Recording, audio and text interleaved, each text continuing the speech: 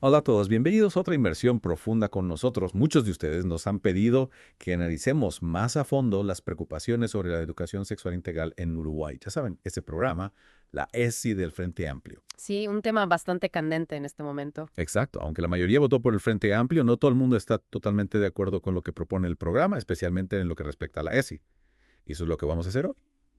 Vamos a profundizar en estas preocupaciones, a ver qué argumentos hay en ambos lados. Y, por supuesto, echaremos un vistazo a las alternativas que se han propuesto. Totalmente. Queremos darles una visión general de todo esto para Sí. que puedan formarse su propia opinión.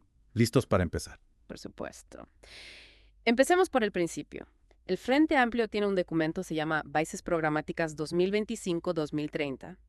Ahí es donde describen sus planes, incluyendo lo que quieren hacer con la ESI. De acuerdo, vamos a ver qué dice.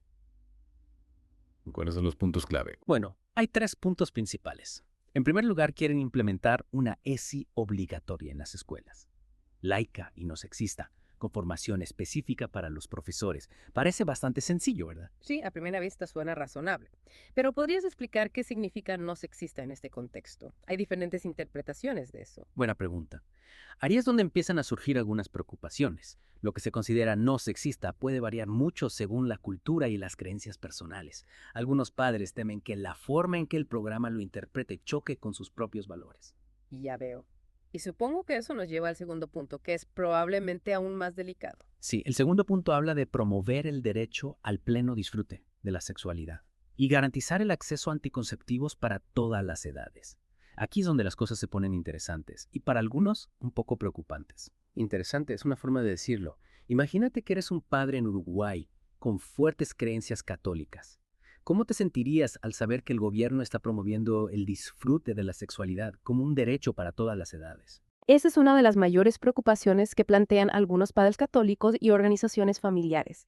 Creen que esto va en contra de su derecho a decidir sobre la educación moral y sexual de sus hijos y cuestionan si el gobierno debería tener ese poder, imponer enseñanzas que podrían ir en contra de los valores familiares. Es un tema complicado. ¿Dónde está el límite entre la responsabilidad del gobierno de educar y el derecho de los padres a educar a sus hijos según sus valores? Exacto, y se complica aún más con el tercer punto. Quieren profundizar en el Plan Nacional de Educación en Derechos Humanos, integrando estos contenidos en las aulas desde una edad temprana. Espera un momento. ¿Qué significa eso exactamente? Integrar el contenido de los derechos humanos en relación con la ESI. ¿Y por qué preocupa a algunos padres católicos? Bueno, la educación en derechos humanos suena bien en general, pero en este contexto, algunos críticos temen que se utilice para promover ciertas ideologías sobre el género y la sexualidad, ideologías que no todo el mundo comparte. Les preocupa que se utilice para impulsar una agenda específica que no coincide con sus valores. Así que no se trata solo de la información sobre sexualidad, sino de los valores y mensajes subyacentes. Exactamente. Y eso nos lleva al meollo de la cuestión para muchos padres y organizaciones católicas. Creen que en algunos casos la ESI va más allá de la información básica sobre sexo y reproducción, y se mete en terrenos que creen que deberían dejarse en manos de la familia. Entonces, ¿cuáles son algunos ejemplos concretos de lo que les preocupa? ¿Qué aspectos de la ESI consideran problemáticos? Bueno, uno de los principales problemas es la edad a la que se introducen ciertos temas. Por ejemplo, la idea de enseñar el disfrute de la sexualidad a niños pequeños ha hecho saltar las alarmas.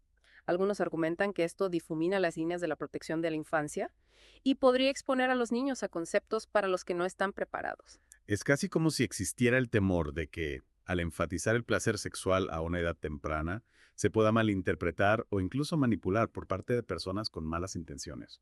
Es una preocupación válida, ¿no crees? Por supuesto. Y es algo que también han señalado algunos psicólogos que se oponen a la ESI. Argumentan que introducir este tipo de conceptos demasiado pronto puede ser confuso, incluso perjudicial para el desarrollo de un niño. Hay casos concretos en los que los materiales o actividades de los programas de ESI se han considerado inapropiados. ¿Tienes ejemplos que podemos compartir con nuestros oyentes? Sí, ha habido casos, tanto en Uruguay como en otros países, en los que se ha criticado a los materiales por ser demasiado gráficos o por utilizar un lenguaje inapropiado para la edad.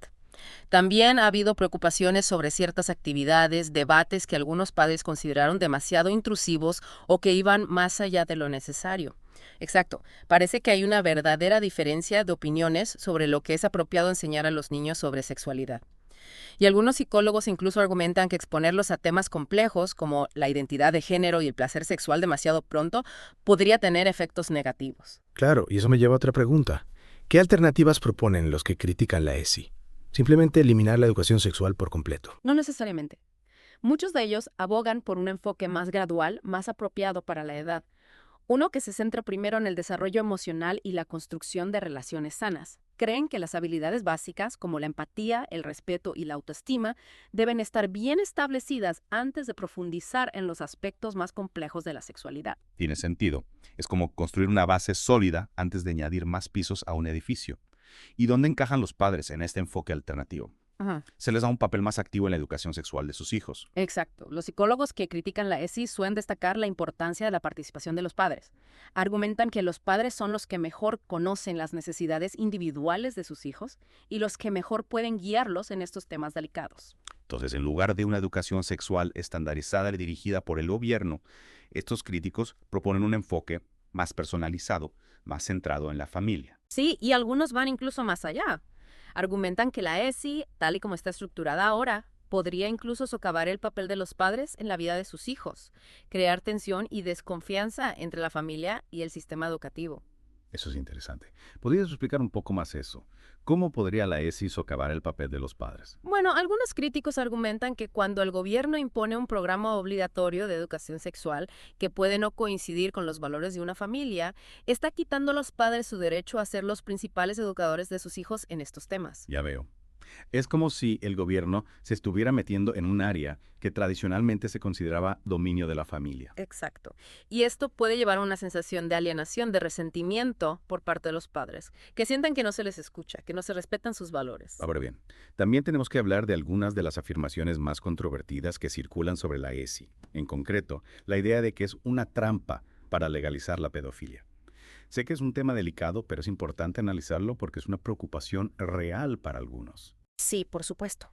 Es importante tener en cuenta todas las perspectivas, incluso las que puedan parecer extremas.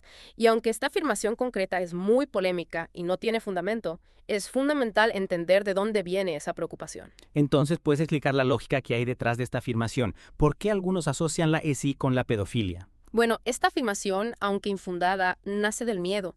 Un miedo profundamente arraigado de que al poner tanto énfasis en el placer sexual y la autonomía, sobre todo para los niños más pequeños, se puede estar creando una situación que personas con malas intenciones podrían aprovechar. La preocupación es que se están difuminando los límites y que el lenguaje utilizado en algunos programas de ESI podría malinterpretarse, incluso tergiversarse deliberadamente para justificar comportamientos inapropiados. Así que no se trata de que el programa en sí apoye la pedofilia, sino de que el lenguaje y los conceptos, si no se manejan con cuidado, podrían crear vulnerabilidades. Exacto. Es un argumento de pendiente resbaladiza. La preocupación es que, incluso con buenas intenciones, la forma en que se presentan estos temas podría tener consecuencias no deseadas. Es como si estuvieran mirando el peor escenario posible y dijeran, si abrimos esta puerta, aunque sea un poco, ¿quién sabe qué podría entrar? Sí, es una buena forma de decirlo. Es el miedo a las consecuencias no deseadas.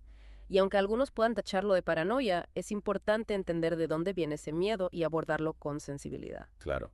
Y creo que es importante recordar que estamos hablando de niños que son especialmente vulnerables a este tipo de explotación. Sin duda, y por eso es tan importante tener una conversación honesta y abierta sobre la ESI, para poder abordar todas las preocupaciones, para asegurarnos de que estamos protegiendo a nuestros niños de la mejor manera posible. Hablando de una conversación abierta, me gustaría analizar las tácticas que, según los críticos, se están utilizando para promover la ESI. El material que nos has proporcionado menciona el uso estratégico de ciertos términos para influir en la opinión pública. ¿Puedes contarnos más sobre eso? Claro. Los críticos argumentan que términos como educación, prevención y derechos se utilizan a menudo para enmarcar el debate de una manera que silencia a la oposición. ¿Podrías darnos un ejemplo concreto de cómo funciona esto? Por supuesto. Piensa en la palabra educación. ¿Quién va a estar en contra de la educación? Suena bien, ¿verdad? Pero los críticos argumentan que en el contexto de la ESI, la palabra educación se utiliza a menudo para enmascarar una agenda ideológica concreta. Es decir, que no se trata solo de proporcionar información objetiva, sino de promover un determinado conjunto de valores. Exacto. Y lo mismo ocurre con términos como prevención y derechos. Se utilizan para crear una narrativa en la que cualquiera que se oponga a la ESI es automáticamente etiquetado como alguien que está en contra de la protección de los niños y la promoción de sus derechos. Entonces, según los críticos, estas palabras se utilizan como armas para callar el debate, para marginar las voces disidentes. Precisamente. Y esto crea un clima de miedo, de intimidación, donde la gente tiene miedo de expresar sus verdaderas opiniones por temor a ser tachada de intolerante o retrógrada. Y cuando le añades la influencia de los medios de comunicación, las celebridades, las organizaciones internacionales, todos promoviendo el mismo mensaje, puede ser abrumador para aquellos que tienen un punto de vista diferente. Sin duda. Es como si se hubiera creado una narrativa dominante que es muy difícil de cuestionar. Entonces, ¿qué podemos hacer al respecto? ¿Cómo podemos asegurarnos de que se escuchen todas las voces en este debate? Bueno, creo que lo primero es reconocer que hay un problema. Tenemos que ser conscientes de las tácticas que se están utilizando para manipular la opinión pública y estar dispuestos a desafiarlas. Y también tenemos que estar dispuestos a escuchar a los que tienen puntos de vista diferentes a los nuestros, incluso si no estamos de acuerdo con ellos. Exacto. Se trata de crear un espacio para el diálogo, un diálogo abierto y honesto, donde todas las perspectivas puedan ser consideradas y debatidas con respeto. Realmente hemos profundizado en este tema de la ESI en Uruguay, desde los detalles del programa hasta las preocupaciones de los padres católicos e incluso las estrategias que se utilizan para promoverlo. Hemos visto un montón de ángulos diferentes. Sí, es un tema complejo, sin duda. Y creo que una de las cosas más importantes que hay que recordar es que hay preocupaciones genuinas en ambos lados. No se trata de descartar a un bando u otro, sino de entender de dónde vienen esas preocupaciones e intentar abordarlas con respeto. Totalmente de acuerdo. Y también me llama la atención lo mucho que este debate tiene que ver con el futuro de Uruguay, con el tipo de sociedad que quieren construir, los valores que quieren transmitir a sus hijos. Sin duda, la educación nunca se trata solo de datos y cifras, ¿verdad? Se trata de moldear mentes y corazones, de preparar a la próxima generación para lo que se avecina. Y cuando se trata de algo tan fundamental como la sexualidad, las apuestas son aún mayores. Se trata de encontrar ese equilibrio entre la tradición y el progreso, entre los derechos individuales y las normas sociales, de navegar por un mundo que cambia rápidamente sin perder de vista los valores fundamentales que nos definen. Y hacerlo de una manera que fomente la comprensión, la tolerancia, el respeto por los diferentes puntos de vista. Es una tarea difícil, pero creo que es posible. Ahora que has escuchado más caras de la moneda, ¿qué te llama más la atención de este debate?